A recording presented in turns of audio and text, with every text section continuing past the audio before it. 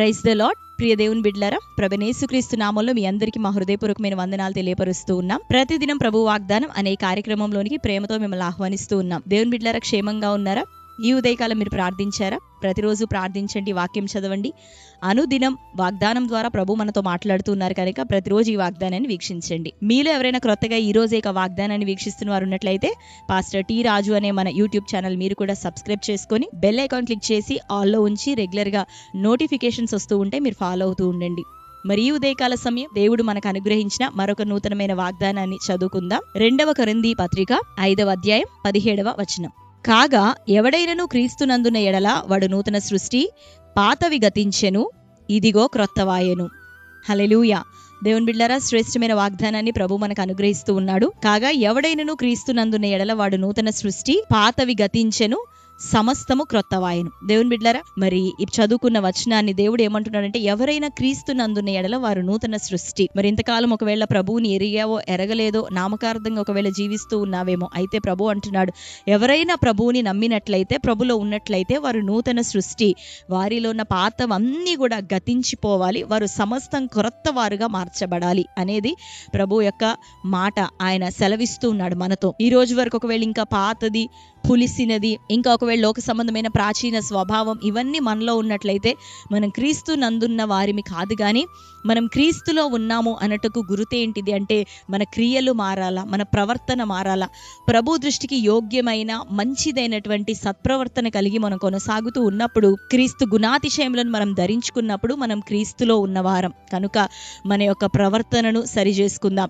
ఈ రోజే ఈ వాగ్దానం వింటుండగానే నీలో ఉన్న పాతది, చెడిపోయినది, మరి దేవునికి అసహ్యాన్ని పుట్టించేది ఎందుకు అంటే, ఆయన మనం కూర్చుండుట, మనం లేచుట, మనం ఆలోచించుట, మనం మాట్లాడుట, మన యొక్క హృదయ అంతరంగాన్ని ఆయన పరిశోధించే దేవుడు. మనలో ఏది చేదైనది, ఆయనకు ఆయాసకరమైనది కనబడుతుందో దానిని బట్టి మన ఆశీర్వాదం లాస్ అవుతాం. దానిని బట్టి మన యొక్క బ్లెస్సింగ్స్ అనేవి డిలే అవుతాయి. దేవుని యొక్క మహిమ కార్యాలు జరగకపోవటం మనం చూస్తూ ఉంటాం. కాబట్టి దేవుని బిడ్డలారా, ఈరోజు గర్భఫల విషయమే కానీ, ఉద్యోగం విషయమే కానీ, వివాహ విషయమే కానీ, లేదా భర్తలుగా మీ మధ్యలో సమాధానం లేకపోవటం, ఇటువంటివి ఎందుకు ఆత్మీయ జీవితంలో మరి ఎందుకు పరిపక్వతలోనికి, పరిపూర్ణతలోనికి రాలేకపోతున్నామంటే, మరి అనేక సందర్భాల్లో క్రీస్తు గుణాతిశయములను మనం మీరటమును బట్టి, విడిచిపెట్టడమును బట్టి, వాటిని ఇంకా మనం అవలంబించకపోవటమును బట్టి ఈ శోధనలు మన జీవితంలో మనం ఎదుర్కొంటున్నాం. కనుక ఈ ఉదయకాలం దేవుడు ఏమంటున్నాడంటే, ఎవరైనా క్రీస్తునందున్న ఎడల వారు నూతన సృష్టి. మనం ఇప్పుడు నూతన సృష్టిగా చేయబడ్డాం. అయితే నూతన సృష్టిగా మారిన మనం కొన్ని సందర్భాల్లో మన ప్రాచీన స్వభావాన్ని మరలా ధరించుకోవటం ద్వారా ఏమవుతున్నామంటే, మనం మరలా ఆశీర్వాదానికి దూరం అవుతున్నాం, ప్రభువుని గాయపరుస్తున్నాం, ఆయన సన్నిధికి దూరం అవుతున్నాం. కాబట్టి ఈ రోజు నుంచి మనం అలా ఉండొద్దు. కానీ క్రొత్త సృష్టిగా ప్రభువు మనల్ని మార్చాడు, తన రక్తము ద్వారా, పరిశుద్ధాత్మ అభిషేకము ద్వారా, తన మాట ద్వారా. కాబట్టి దేవుని బిడ్డలారా, మనం క్రొత్త సృష్టిగా మారాం. ఈ క్రొత్త సృష్టిలో ప్రభువుని స్తుతించుట, ప్రేమ కలిగి ఉండుట, క్షమించుట, ఇతరుల మేలు కొరకై ప్రార్థించుట, ఇతరులు బాగుపడుతున్నప్పుడు దాన్ని బట్టి సంతోషించి ప్రభు కృతజ్ఞతాస్తుతులు చెల్లించుట, వాక్యానుసారంగా జీవించుట, క్రీస్తు మాదిరి కలిగి జీవించుట, ఇది క్రొత్త సృష్టి యొక్క లక్షణములు. కాబట్టి ఈ మంచి గుణాతిశయములను ధరించుకొని ప్రభులో మనం ముందు కొనసాగుదాం. పాతవి గతించిపోయాయి, అన్ని క్రొత్తగా ప్రభు మార్చాడు, మన అంతరంగాన్ని మార్చాడు. ఆయన అంటాడు కదా, మాంసపు గుండెను నేను మీకు ఇస్తాను, రాతి గుండెకు ప్రతిగా అని.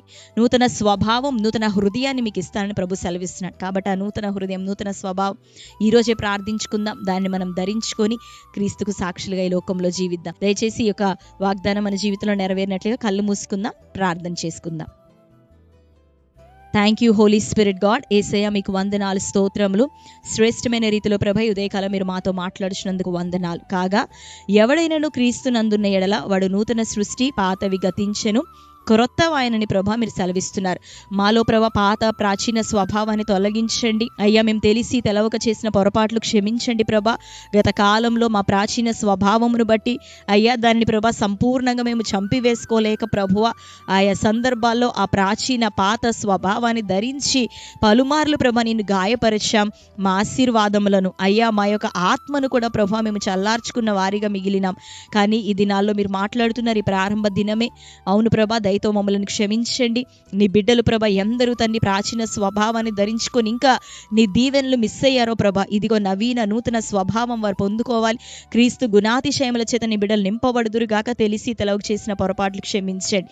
ఈ రోజు మొదలుకు నూతన సృష్టిగా నీ యొక్క మెప్పును కోరే బిడ్డలుగా, నిన్ను సంతోషపరిచే వారిగా నీ బిడ్డలందరూ ఉంటకు సహాయం దయచేయమని ప్రార్థిస్తూ, అయ్యా వివాహము కాని వారి జీవితంలో నీ కార్యం జరిగించండి. రక్షణ, మారు మనసు అనేక మంది బిడ్డల్లో ఈ దినమే కలగజేయండి ప్రభువా. పాపము, బలహీనతలు, ప్రాచీన స్వభావం, పులిసిన పిండి నజరేయుడైన యేసునామములో ఇప్పుడే కొట్టివేయబడును గాక. అయ్యా మంచి పిండిగా నాయన, మంచి ముద్దగా మేమందరం ఉండి నీ దీవెనలకు పాత్రలుగా మేము ఉండుటకు ఈ సంవత్సరం మాకు సహాయం దయచేయమని ప్రార్థిస్తూ, నానా విధమైన అనారోగ్యాలు, బలహీనతలు, చీకటి, పోరాటం, చాతబడి శక్తుల నుండి విడుదల కలుగును గాక. ఆత్మీయ జీవితంలో ఎదుర్కొంటున్న ప్రతి పోరాటం కొట్టివేయబడాలి. ఆశీర్వదించండి, సమాధానాన్ని బిడ్డలందరికీ విస్తరింపచేయమని, రక్షణలో ప్రభా స్థిరపరచండి నాయన. నీ రాజ్య వారసులుగా బిడ్డలందరినీ ఇకను ప్రభా మీరు బలపరిచి సిద్ధపరచండి. అనుదినం మాతో మాట్లాడుతూ మమ్మల్ని నడిపిస్తున్నందుకు నీకు వందనములు. ఈ దినం బర్త్డే, మ్యారేజ్ యానివర్సరీ సెలబ్రేట్ చేసుకున్న ప్రియ బిడ్డలందరినీ దర్శించండి.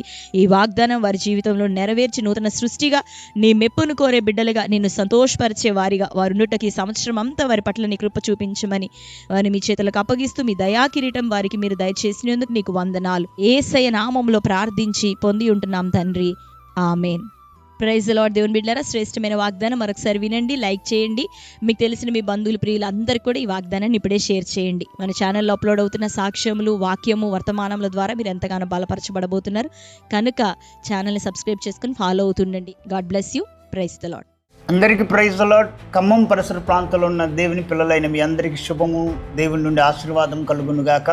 ప్రత్యేకమైన అనౌన్స్మెంట్, మరి జూన్ నెల 18వ తారీఖు సాయంకాలం 6 గంటలకి స్వస్థత విడుదల సువార్త సభ మన యొక్క చర్చి ప్రాంగణంలో జరుగుతుంది. మరి గత నెలలో ఎంతో మంది మరి ఈ యొక్క సభలలో పాల్పొందారు. 100 మందిగా ఎంతో మంది జీవితంలో అద్భుత కార్యాలు, ఆశ్చర్యమైన కార్యాలు ప్రభు జరిగించారు. ఎంతో మంది పరిశుద్ధాత్మ శక్తి చేత మరి అధ్యయనం నింపబడటం జరిగింది. ఎంతో మంది రోగులు స్వస్థపరచబడ్డారు. ఎందరిలో ఉన్న దురాత్మ శక్తుల నుంచి, వ్యాధులలో నుండి పరిశుద్ధాత్మ దేవుడు వారిని విడిపించాడు, స్వస్థపరిచాడు. కనుక మరి ఈ నెలలో కానీ మరి మీరు మీ కుటుంబాలతో, మీ బంధువులు, మీ స్నేహితులతో మరి వచ్చి మీరు పాల్పొంది మీరు దేవుని ఆశీర్వాదాలని, విడుదలని పొందుకోవాలని మరి మేము ప్రేమతో మీకు తెలియపరుస్తున్నాం. తప్పకుండా ఈ యొక్క జూన్ నెల 18వ తారీఖు సాయంత్రం 6 గంటలకు జరిగే ఈ స్వస్థత విడుదల సువార్త సభలో తప్పకుండా పాల్పొందండి. అదేనా మరి వచ్చే ప్రతి ఒక్కరి కొరకు మరి నేను ప్రత్యేకంగా మరి ప్రార్థించబోతున్నాను. తప్పకుండా పాల్పొందండి. ఈ విషయాన్ని మీ బంధువులు, స్నేహితులకి తెలియపరచండి. ఈ సభ జరిగే స్థలము మరి కలవరి క్రాస్ సైడ్స్, బల్లిపల్లి, గణేష్ టౌన్షిప్కి ఎదురుగా ఇల్లింది మెయిన్ రోడ్, ఖమ్మం. మరి ఖమ్మంలోనే ఈ పరిచర్య ఉంది. మరి దేవుడు మిమ్మల్ని నడిపించి ఆశీర్వదించి దీవించునుగాక. God bless you. Praise the lord.